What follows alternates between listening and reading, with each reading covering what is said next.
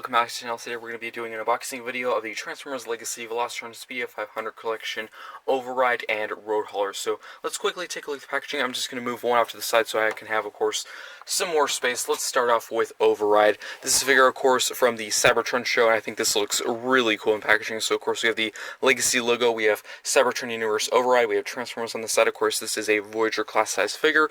Up here we do have a product shot of her in her alt mode, then, of course, an artwork shot of her in her alt mode, and another artwork shot of her in her remote mode looking very cool.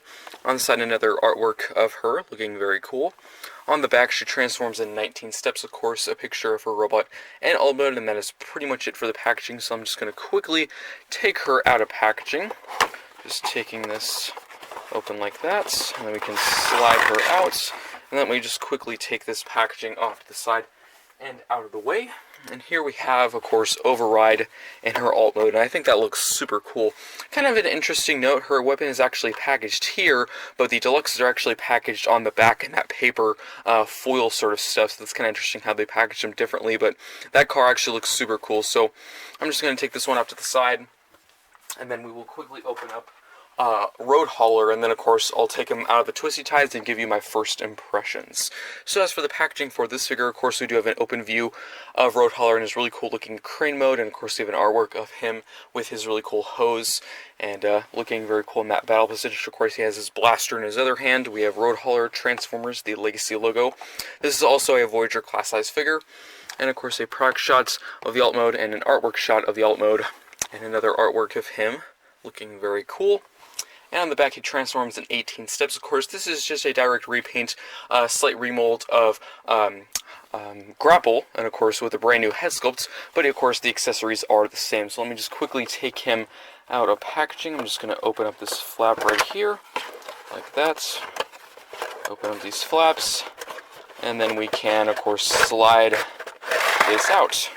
And there we have, of course, Road Hauler out of packaging. So I think he looks very cool. So I'm just going to quickly take both figures out of their twisty ties off cam, and then of course I'll give you my first impression. Here we have both figures out of the packaging. I think they look really cool, so I'm just going to give you my first impressions of each figure. Of course, this is not a review, just an unboxing video. So starting off, of course, with Override, I think this figure actually looks super cool. So this figure does come with the blaster accessory, which just stores back here. Of course, there is a peg and a port, and you can just plug that into place, and I think that's really cool storage. I know a lot of people complain that you cannot move the blasters forward, which is an unfortunate, I think it's a lost potential gimmick they could have included. Also, I did hear a rumor that this blaster is actually compatible with Cyberplanet keys.